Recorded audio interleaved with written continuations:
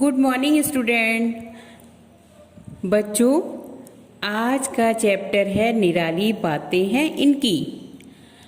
आप सभी जानते ही होंगे कि महान कहने से कोई भी व्यक्ति महान नहीं बन सकता, बल्कि अच्छे विचारों और काम करने से ही मनुष्य महान बनता है। जैसे कि स्वामी विवेकानंद और मोहम्मद साहब महान विचारों वाले महान पुरुष थे। उन्हीं के जीवन की दो घटनाओं का उल्लेख आपके इस पाठ में किया गया है। आइए अब हम पाठ को शुरू करते हैं। देखिए, स्वामी विवेकानंद महाज्ञानी थे। उनके गुरु का नाम रामकृष्ण परमहंस था। एक बार विवेकानंद एक विद्यालय में गए। वहाँ पर छोटे छोटे बच्चे पढ़ते थे।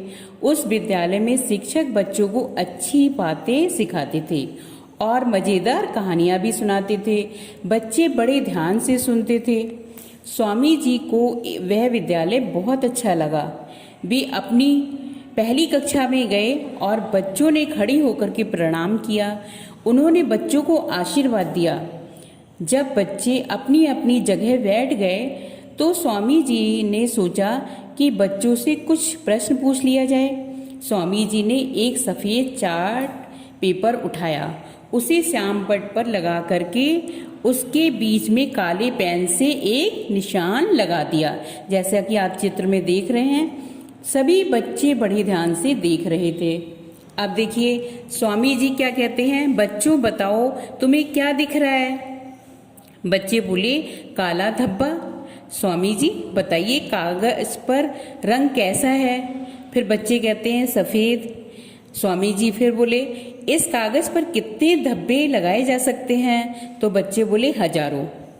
स्वामी जी ने सोचा इस कागज पर ऐसे हजारों धब्बे लगाए जा सकते हैं, पर बच्चों को इतना बड़ा सफ़ेद कागज दिखाई नहीं दिया।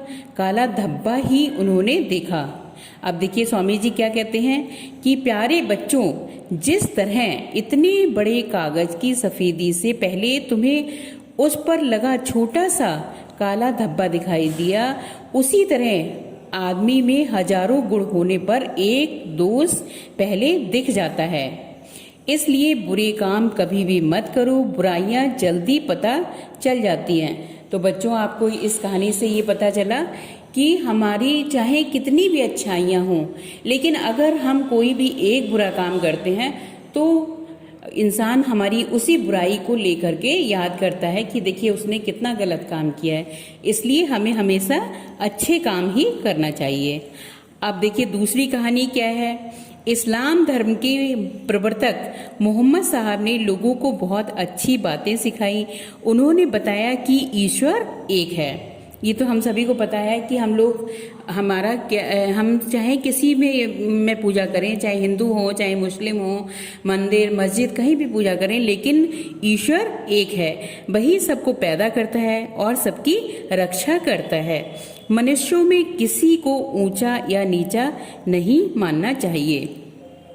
हमें बुरी आदतों से दूर रहना चाहिए और जीवन में परोपकार, क्षमाशीलता और दानशीलता आदि गुण अपनाने चाहिए। परोपकार मतलब हमें किसी की सेवा भाव करना चाहिए। क्षमाशीलता, अगर किसी ने गलती कर दी तो उसे हमें क्षमा कर देना चाहिए और दान भी करते रहना चाहिए। ठीक है। अच्छा, कुछ लोगों को मोहम्मद साहब की ये बातें पसंद ना आईं। वे उनका विरोध करने लगे। एक बुढ़िया तो मोहम्मद साहब से बहुत नाराज हो गई। उन्हें तंग करने के लिए प्रतिदिन रास्ते में कूड़ा फेंक देती थी और कांटे बिखेर देती थी। क्षमाशील मोहम्मद साहब इसका कभी भी बुरा ना मानते थे। वे चुपचाप बच करके निकल जाते थे। उनमें देखिए कितनी क्षमाशीलता थी कि वह इस बात को बुरा नहीं मानते थे, जबकि उनके रास्ते में वो बुढ़िया थी, वो कूड़ा फेंक देती थी और वे चुपचाप उससे बच करके निकल जाया करते थे। एक दिन मोहम्मद साहब को बहुत ही आश्चर्य हुआ। उस दिन उसने रास्ते में न कूड़ा फेंका और ही न कांटे बिखेरे। मोहम्मद साहब ने रास्ते में कूड़ा बिखेरने वाली बुढ़िया के बारे में पड़ोसियों से पूछा। तब पता चला कि वह बुढ़िया बीमार है। परम दयालु मोहम्मद साहब तुरंत ही बुढ़िया का हालचाल पूछने उसके घर गए और उनकी क्षमाशीलता देख करके बुढ़िया पर घड़ों पानी पड़ गया। फिर वो उनके घर पे देखिए उसका हाल चाल पूछने के लिए गए, तो बुढ़िया को लगा कि हम तो इनके साथ में ऐसा करते थे कि भाई कूड़ा फेंकते थे और कांटे बिखेरते थे, लेकिन इतना होने के बाद भी वो हमारे लिए देखने आए। तो उसको वो पानी पानी बिल्कुल हो गई। उस दिन से उसने मोहम्मद साहब का विरोध करना बंद कर दिया।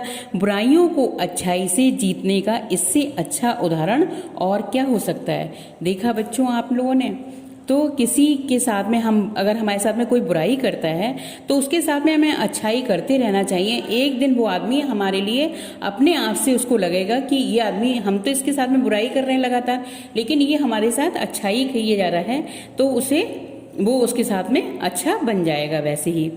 तो इस पाठ से हमें क्या संदेश मिलता है कि मनुष्य को बुराइयां बहुत जल्दी दिखाई दे जाती हैं, जबकि अच्छाइयों की ओर उतना ध्यान नहीं जाता है।